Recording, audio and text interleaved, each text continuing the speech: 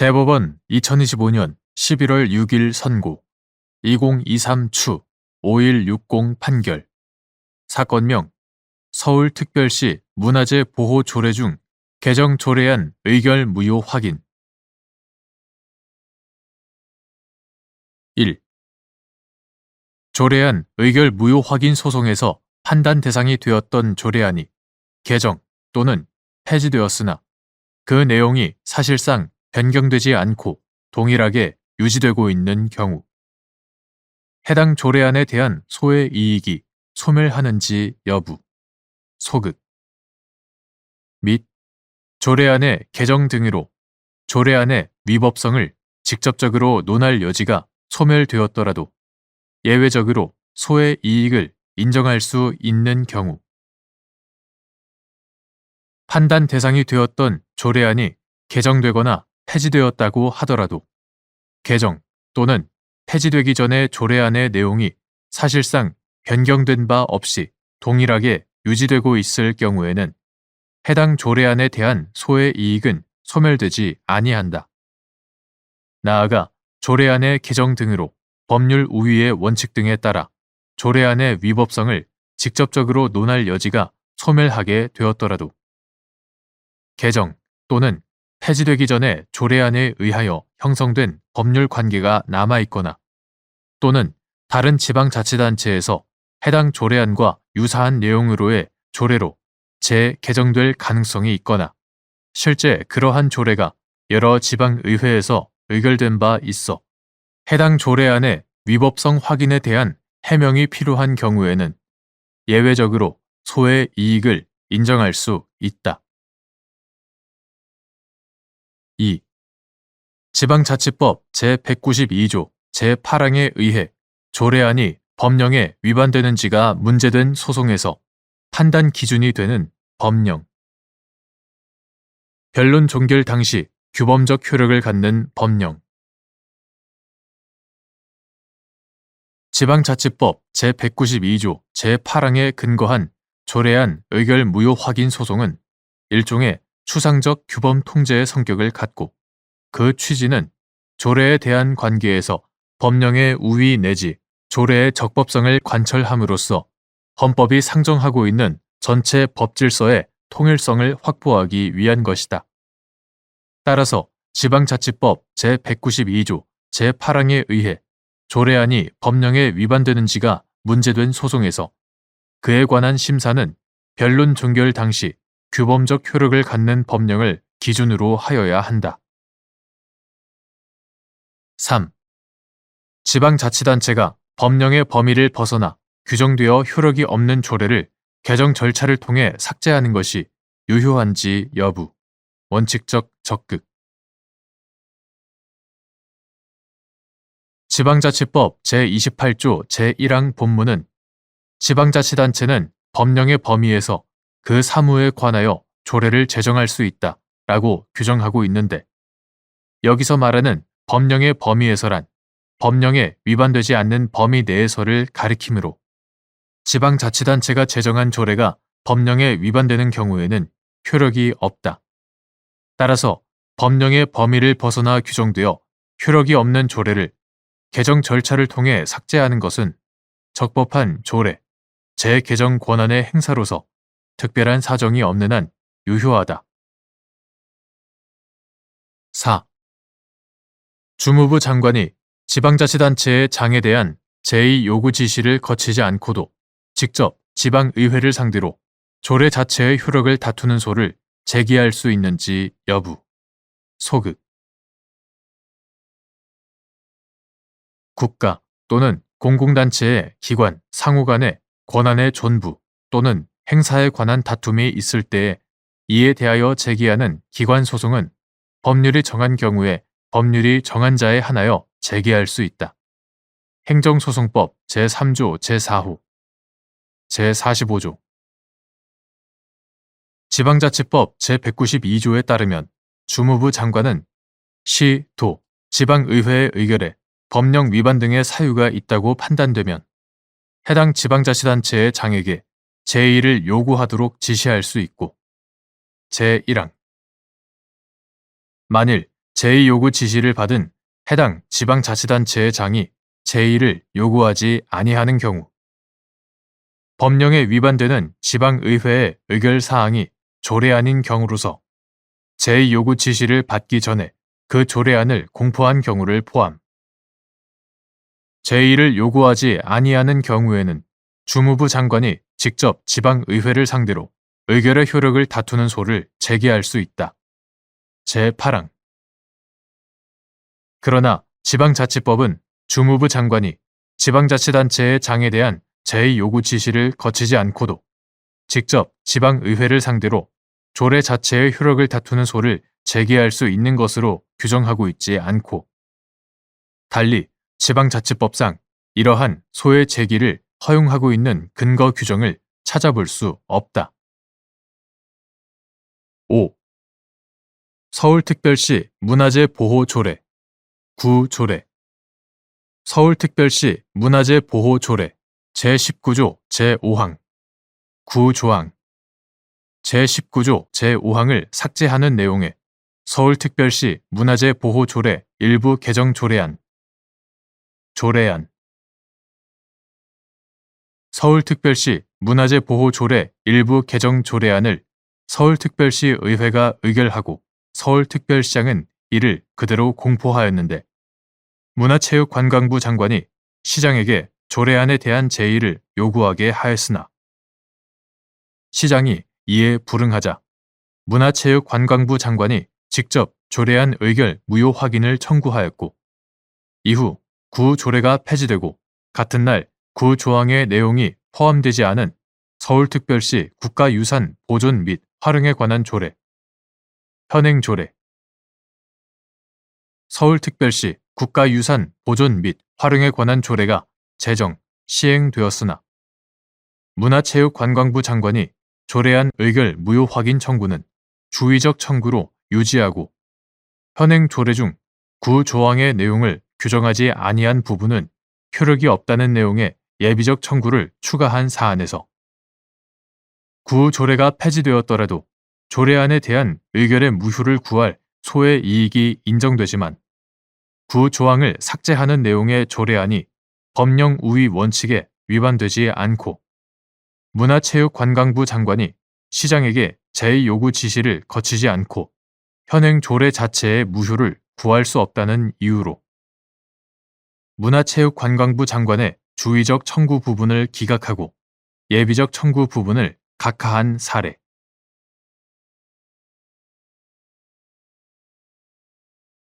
대법원 2025년 11월 13일 선고 2022-5069-94 판결.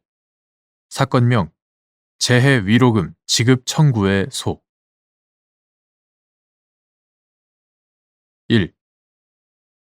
구 석탄산업법 시행령 제41조 제4항 제5호에 재해 발생 기간에 불구하고 폐광일 현재 장해 등급이 확정되지 아니한 자의 최초의 요양을 종결하고 그에 따른 신체 장해 등급 판정을 받고 그에 상응하는 재해 위로금을 받았다가 폐광일 이후 해당 상병이 재발하거나 해당 상병에 기인한 합병증이 발생하여 재요양을 받게 된 피재 근로자가 포함되는지 여부, 적극 및 이 경우 지급해야 하는 재해 위로 금액. 9. 석탄산업법 시행령 2000년 12월 29일 대통령령 제1705호로 개정되기 전의 것. 9. 석탄산업법 시행령 제41조 제4항 제5호에 따른 재해 위로금이 사회보장적인 차원에서 통상적인 재해보상금에 추가하여 지급되는 위로금의 성격을 갖는다는 점과 진폐증의 특성 등을 고려하면 위 조항의 재해 발생 기간에 불구하고 폐광일 현재 장해 등급이 확정되지 아니한 자에는 일단 최초의 요양을 종결하고 그에 따른 신체 장해 등급 판정을 받고 그에 상응하는 재해 위로금을 받았다가 폐광일 이후 해당 상병이 재발하거나 해당 상병에 기인한 합병증이 발생하여 재요양을 받게 된 피재 근로자도 포함되며 이 경우 재요양 후에 새로운 장애 등급에 따른 재해 위로금에서 최초 장애 등급에 따른 재해 위로금을 뺀 차액을 추가로 지급해야 한다. 2.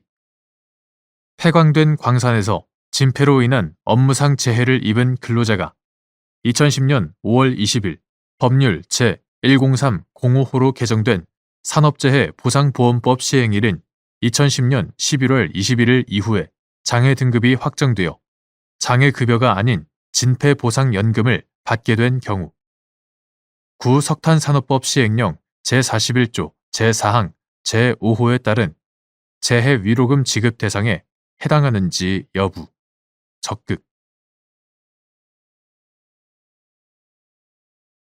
폐광된 광산에서 진폐로 인한 업무상 재해를 입은 근로자가 2010년 5월 20일 법률 제103-05호로 개정된 산업재해보상보험법의 시행일인 2010년 11월 21일 이후에 장애 등급이 확정되어 장애급여, 장애보상연금 또는 장애보상일시금, 장애급여가 아닌 진폐보상연금을 받게 되었더라도 구석탄산업법 시행령 2000년 12월 29일 대통령령 제17055호로 개정되기 전의 것 구석탄산업법 시행령 제41조 제4항 제5호에 따른 재해 위로금 지급 대상에 해당한다. 3. 폐광된 광산에서 진폐로 인한 업무상 재해를 입은 사람이 종전 장애 등급에 해당하는 구석탄산업법상 재해 위로금을 지급받은 후 장애 상태가 악화되어 장애 등급이 변경되었을 경우 진폐 근로자가 지급받을 재해 위로금액 산정 방법 진폐 근로자가 종전의 장애 등급에 해당하는 재해 위로금을 지급받지 못한 상태에서 장애 상태가 악화되어 장애 등급이 변경되었음에도 한국광해광업공단이 변경된 장애 등급이 아니라 종전의 장애 등급에 해당하는 장애보상 일시금 상당의 재해 위로금만을 지급한 경우 한국광해광업공단이 지급해야 할 재해 위로 금액의 산정 방법 및 이 경우 산업재해보상보험법 시행령 제58조 제3항 제2호를 유추 적용하여 변경된 장애 등급에 따라 지급할 재해 위로금을 산정해야 하는지 여부, 소극. 진폐 근로자가 한국광해광업공단으로부터 변경된 장애 등급에 해당하는 재해 위로 금액에 미치지 못하는 금액의 재해 위로금만을 지급받은 상태에서 재차 장애 상태가 악화되어 장애 등급이 변경된 경우 재해 위로금 산정 방법 9. 석탄산업법 시행령 2000년 12월 29일 대통령령 제17055호로 개정되기 전의 것 9. 석탄산업법 시행령 제41조 제4항 제5호 후문 산업재해보상보험법 제51조 제1항 제60조 제2항 산업재해보상보험법 시행령 이하 산재보험법 시행령이라 한다. 산재보험법 시행령 제58조 제3항 제2호의 내용과 체계에 산재보험법 시행령 제58조 제3항 제2호의 취지를 종합하면 폐광된 광산에서 진폐로 인한 업무상 재해를 입은 사람 이하 진폐 근로자라 한다. 진폐 근로자가 종전 장애 등급에 해당하는 구석탄산업법 2021년 3월 9일 법률 제17919호로 개정되기 전의 것 구석탄산업법상 재해 위로금을 지급받은 후 장애 상태가 악화되어 장애 등급이 변경되었을 경우 그가 지급받을 재해 위로 금액은 산재보험법 시행령 제58조 제3항 제2호를 유추 적용하여 변경된 장애 등급에 해당하는 장애보상 일시금의 지급 일수에서 종전의 장애 등급에 해당하는 장애보상 일시금의 지급 일수를 뺀 일수의 평균 임금을 곱한 금액으로 산정하는 것이 타당하다. 그러나 이와 달리 진폐 근로자가 종전의 장애 등급에 해당하는 재해 위로금을 지급받지 못한 상태에서 장애 상태가 악화되어 장애 등급이 변경되었음에도 한국광해광업공단이 변경된 장애 등급이 아니라 종전의 장애 등급에 해당하는 장애보상 일시금 상당의 재해 위로금만을 지급하였다면 특별한 사정이 없는 한 이는 변경된 장애 등급에 해당하는 재해 위로금에 대한 일부 변제로서의 성격을 가진다고 보는 것이 타당하다. 이러한 경우 한국광해광업공단으로서는 진폐 근로자에게 변경된 장애 등급에 해당하는 재해 위로 금액에서 실제 지급한 금원의 금액을 뺀 나머지를 지급할 의무가 있고, 이와 달리 이러한 경우에까지 산재보험법 시행령 제58조 제3항 제2호를 유추 적용하여 변경된 장애 등급에 따라 지급할 재해 위로금을 산정할 것은 아니다. 다만 위와 같이 진폐 근로자가 한국광해광업공단으로부터 변경된 장애 등급에 해당하는 재해 위로 금액에 미치지 못하는 금액의 재해 위로금만을 지급받은 상태에서 재차 장애 상태가 악화되어 장애 등급이 변경되었다면 한국광해광업공단으로서는 산재보험법 시행령 제58조 제3항 제2호를 유추 적용하여 산정한 최종 변경된 장애 등급에 해당하는 재해 위로금과 위 기지급 재해 위로금 지급 당시 진폐 근로자가 진단받은 장애 등급에 해당하는 재해 위로금의 차액을 지급하고, 이에 더하여 기존에 지급된 재해 위로금의 과소 산정에 대한 정산으로서 변경된 장애 등급에 해당하는 재해 위로 금액과 기지급 재해 위로 금액의 차액을 지급할 의무가 있다.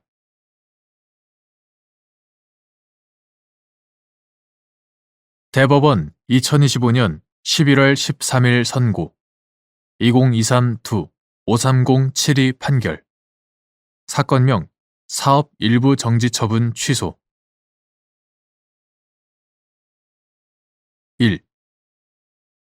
택시 운송사업자가 택시의 구입 및 운행에 드는 비용 중 택시 구입비, 유류비 등을 택시 운수 종사자에게 부담시키지 않도록 정한 택시 운송사업의 발전에 관한 법률 제12조 제1항의 규정 취지. 택시 운송사업자가 택시의 구입 및 운행에 드는 비용 중 택시 구입비, 유류비 등을 택시 운수 종사자에게 부담시키지 않도록 규정한 택시 운송사업의 발전에 관한 법률 제12조 제1항의 취지는 택시 운수 종사자가 부당한 경제적 부담을 지지 않도록 함으로써 열악한 근무 여건에서 초래되는 과속운행, 난폭운전, 승차 거부 등을 미연에 방지하여 승객들이 더 안전하게 대중교통을 이용할 수 있는 환경을 만드는 데에 있다. 2. 택시 운송사업의 발전에 관한 법률 시행령 제21조 별표 2 비고 제2호의 의미 및 위 규정을 택시 운수 종사자의 운송수입금 미납 행위에 대한 과태료 부과 처분이 있는 경우 그 처분이 있기 전에 택시 운송사업자가 한 운송비용 전가 행위까지 제재 대상에서 제외한다는 의미로 해석할 수 있는지 여부. 소극. 택시 운송사업의 발전에 관한 법률 시행령 제21조 별표 2 비고 제2호는 택시 운수 종사자가 운송 수입금을 미납하여 행정청으로부터 과태료 부과 처분을 받은 후 그 처분에서 인정된 미납 운송 수입금 범위 내에서 택시 운송 사업자가 해당 택시 운수 종사자에게 한 운송비용 전가 행위를 제재 대상에서 제외한다는 의미로 해석해야 하고, 이러한 전가 행위 이후에 행정청의 과태료 부과 처분이 당사자의 이의 제기 등으로 말미암아 효력을 상실한 경우에도 마찬가지로 제재 대상에서 제외된다고 보아야 한다. 이와 달리 위 규정을 택시 운수 종사자의 운송 수입금 미납 행위에 대한 과태료 부과 처분이 있기만 하면 그 처분이 있기 전에 택시 운송 사업자가 한 운송비용 전가 행위까지 제재 대상에서 제외한다는 의미로 해석할 수는 없다. 구체적인 이유는 다음과 같다.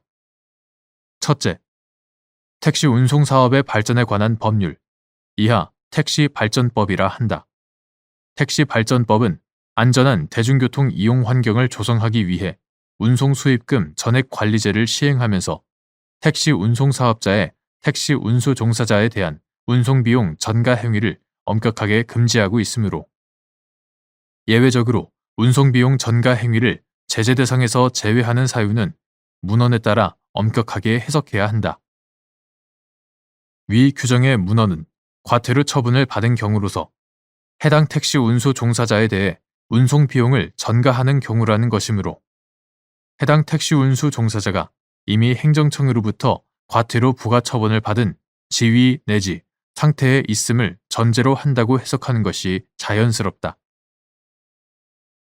둘째, 위 규정은 택시 운수 종사자가 운송 수입금 전액 납부 의무를 위반한 것이 공적으로 확인된 경우 그에 대한 대응, 대가 관계에서 택시 운송 사업자가 해당 택시 운수 종사자에게 한 운송비용 전가 행위까지 제재하는 것은 가혹하므로 그와 같은 행위는 제재 대상에서 제외하겠다는 취지에서 제정된 것으로 보인다. 택시 운수 종사자의 운송 수입금 미납 행위가 공적으로 확인된 이후에 그 확인된 범위 내에서만 위 규정이 적용된다고 보더라도 택시 운송 사업자가 택시 운수 종사자에 비하여 부당하게 불리한 지위에 있게 된다고 보기는 어렵다. 셋째, 이와 달리 위 규정이 행정청의 과태료 부과 처분 이전에 택시 운송 사업자가 한 운송비용 전가 행위에도 적용된다고 해석할 경우 운송 수입금 미납 행위에 대한 행정청의 사후적인 과태료 부과 처분 여부에 따라 운송비용 전가 행위가 택시발전법 제18조 제1항 제1호의 제재 대상인지가 달라지므로 오히려 택시 운송 사업자의 법적 지위가 불안정해질 수 있다. 나아가 택시 운송 사업자가 택시 운수 종사자의 미납 운송 수입금 범위를 초과하여 운송 비용을 전가하는 경우가 늘어날 수 있고 이로 인하여 법적 분쟁도 다수 발생할 가능성이 크다. 넷째, 택시 운수 종사자의 운송 수입금 미납 행위를 이유로 한 택시 운송 사업자의 운송비용 전가 행위에 위 규정을 폭넓게 적용하여 제재 대상에서 제외된다고 해석하는 것은 운송비용 전가 행위를 원칙적으로 금지함으로써 택시 운송 사업의 건전한 발전을 도모하여 택시 운수 종사자의 복지 증진과 국민의 교통 편의 제고에 이바지한다는 택시발전법의 목적에 어긋나고 운송 수입금 전액 관리제를 전면적으로 시행하여 안전한 대중교통 이용 환경을 조성하려는 택시발전법 관련 규정들의 취지를 잠탈하는 결과를 초래할 수 있다.